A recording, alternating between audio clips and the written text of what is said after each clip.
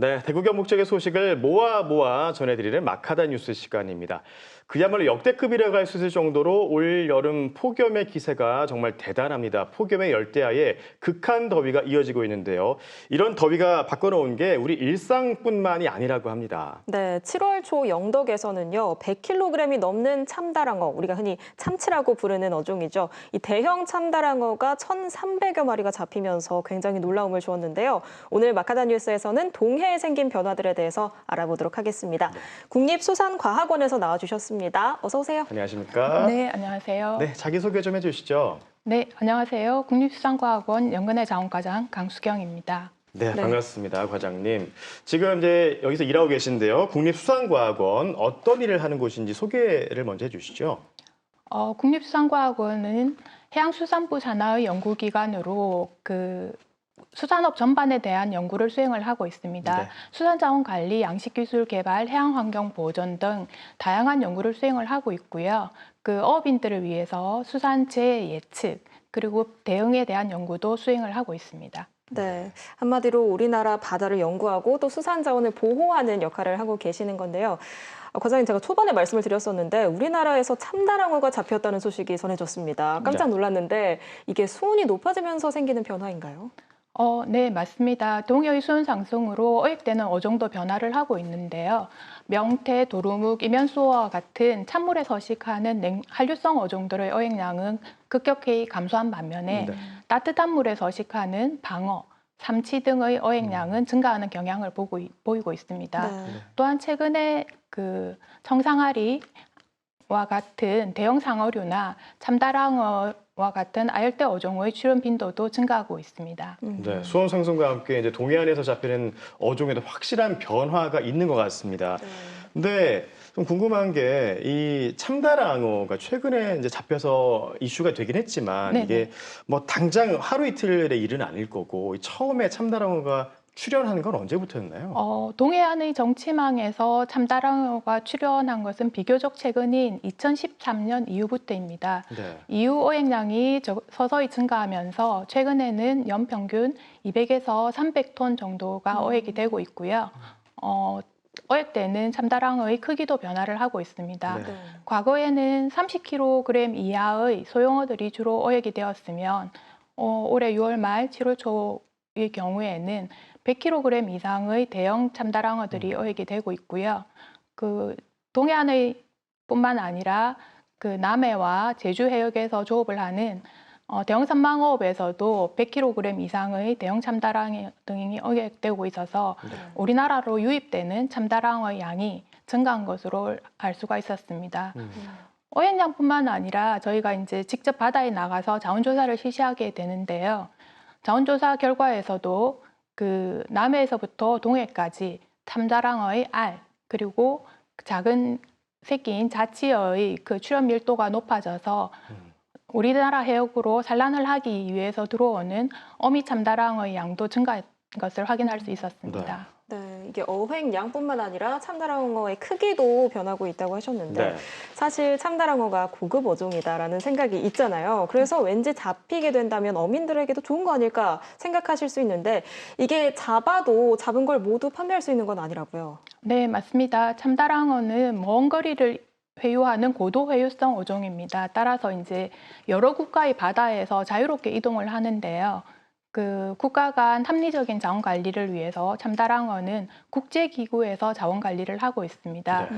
우리나라에서 어획되는 참다랑어의 경우에는 중서부 태평양 수산위원회라는 곳에서 국가별 어획 컷대를 정하게 되는데, 네. 즉 할당량을 정하게 되고 있습니다. 네. 따라서 참다랑어는 우리나라에서 어획되는 어종 중 유일하게 국제 어획 쿼타의 적용을 받는 종이고 네. 올해 우리나라의 할당량은 1,219톤입니다. 네. 따라서 이제 몇 달 전 경북에서 참다랑어를 폐기하는 문제들이 발생을 했었는데요.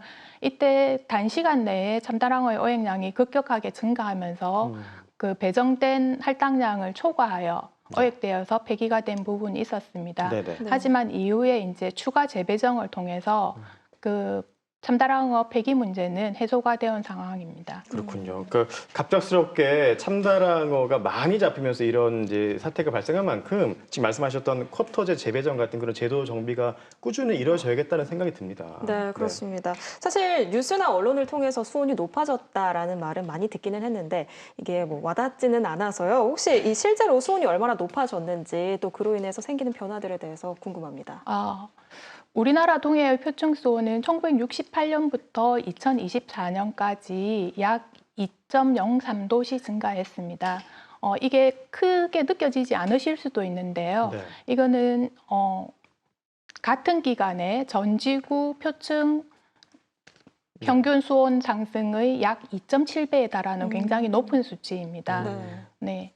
그래서 이렇게 이제 수온이 높아지게 되는 부분은 산업화에 의한 화석 연료의 과도한 사용으로 인해서 대기 중에 이산화탄소가 증가하게 되고 이를 통해서 이제 기온이 올라가게 되는 건데요. 네네. 산업혁명 이전에는 280 ppm이었던 대기 중 이산화탄소의 농도가 2020년대에는 420 ppm까지 초과해서 온실가스의 효과가 명확하게 드러나고 있습니다. 네. 이렇게 해서 이제 온실가스 효과에 의해서 지구 온난화가 급속하게 진행이 되고 있고 대기와 밀접하게 접촉하는 해양의 표층의 수온 상승이 가파르게 진행되고 있습니다. 네, 지구 온난화로 이제 수온이 상승하고 있다는 말씀이신데 사실 우리가 이런 뉴스를 굉장히 많이 접하잖아요. 근데 우리에게 어떤 영향을 미치는 건지 수온이 상승하면 이제 뭐 안 좋다는 건 아는데 구체적으로 이게 어떻게 안 좋은 건지 설명을 좀 해주세요. 수온이 상승하게 되면은 바다의 1차 생산인 식물 플랑크톤의 생산 시기나 네. 양의 변화, 분포도 변화를 하게 됩니다. 동해 예를 들게 되면 동해 제가 표층 수온이 상승이 됐다라고 말씀을 드렸었는데 네. 100m 수심에서의 수온은 반대로 낮아지는 경향을 보이고 있습니다. 그래서 표층과 저층에서의 수온 차이가 굉장히 심하게 되고요. 목욕탕에 가보시면 따뜻한 물을 틀게 되면 자연스럽게 아래로 내려가지는 않지 않습니까? 이걸 네. 섞어줘서 수온을 그렇죠. 일정하게 유지를 하게 되는데 수온 차이가 급격하게 되게 되면 수직적으로 혼합되는 힘이 약하게 됩니다. 이렇게 되면은 아래쪽에 있는 영양염이 풍부한 육지로 말하면 비료와 같은 영양염이 풍부한 물들이 표층으로 공급이 되어서 식물 플랑크톤이 번성이 되어야 되는데 영양염이 올라오지 않기 때문에 식물 플랑크톤의 성장에 저해가 나타나게 되고 이를 통해서 이제 표층 생태계의 전체적인 생산력이 떨어지게 됩니다. 이렇게 되면 식물 플랑크톤을 먹는 어류의 양도 줄어들게 되고 그 어류를 먹는 다음 어류의 양도 줄어들게 되고 전체적인 이제 수산 자원량 감소가 나타나게 됩니다. 네. 사실 저는 이 과장님 말씀을 좀 체감하는 게 동해가 오징어가 많이 잡혀서 좀 유명하지 않습니까? 그런데 이게 금징어라는 말이 붙을 정도로 굉장히 값이 비싸졌는데요. 네. 그러면 실제로 이 수온 변화가 어종의 변화에도 영향을 미칠까요?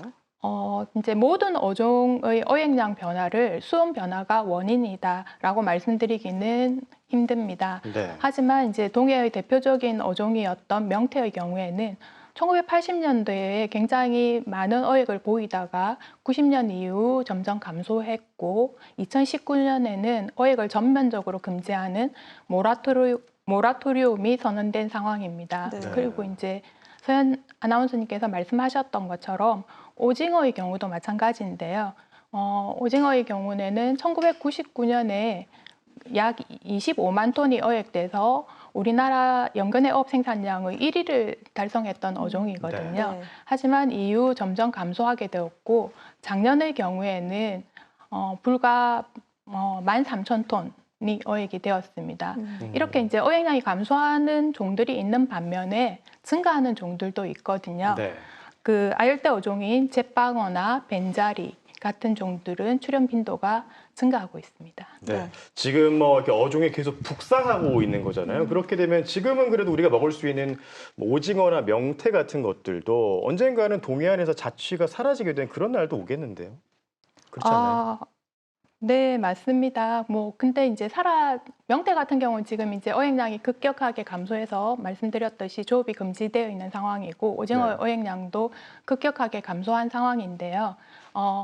기후변화에 관한 정부 간 협의체에서 제공하는 사회 경제적인 영향을 고려한 기후변화 시나리오를 통해 가지고 저희가 고해상도 기후 모델로 예측한 결과 우리나라 해역의 표층 수온은 2100년에 과거 대비 1도에서 4도씨 정도까지 상승할 것으로 전망되고 있습니다. 네. 그러면 말씀드렸던 것처럼 찬물에 사는 물고기인 이면수나 도루묵의 어획량도 감소할 것이고 또 다른 이제 뚝지, 미거지, 횟대류 같은 어종들도 찬물에 사는 어종인데요. 동해안의 특산품들의 어획량이 감소할 것으로 전망됩니다. 그렇군요. 이제 수온 상승으로 어종이 변화하고 또 어획량이 줄어들면 우리 어민들의 삶에도 이게 직접적인 영향을 미치잖아요. 네, 좀 어떻게 맞습니다. 달라질까요? 이제 전통적으로 조업하는 어종이 변하게 되거나 그 어종의 어획량이 줄어들게 되면 어업을 하는 어업인들의 이제 소득 감소가 나타나게 됩니다. 네. 이제 새롭게 출현하는 종들을 어획을 할 수 있는 어업이나 어구 등이 개발하는 데 시간이 좀 걸리기 때문에 네. 그 기간 동안에 이제 어업인들의 소득 감소가 있을 수 있고요. 또는 새로운 종을 찾아서 먼 바다를 나가야 돼서 유류비나 이런 것들이 증가할 수도 있습니다. 네. 하지만 이제 수온 상승에 따른 어종의 분포가 반드시 부정적인 것은 아닌데 네. 방어 같은 경우 예전에 제주도에서 방어 축제를 많이 했었거든요. 네. 제주 해역에서 주로 어획이 되었었는데 수온 상승으로 인해서 동해안에서 지금 방어의 어획량이 증가해서 방어가 동해안 어업인들의 소득원으로 기여를 하고 있습니다. 네. 지금까지 기후 변화 이야기를 좀 들어봤는데요. 더 이상 먼 이야기가 아닙니다. 나부터 또 오늘부터라는 마음으로 기후 변화 좀 막을 수 있으면 좋을 테니까요. 노력해 주시면 좋겠습니다. 지금까지 국립수산과학원 강수경 과장님과 함께 이야기 나눠봤습니다. 오늘 말씀 고맙습니다. 네, 고맙습니다. 감사합니다.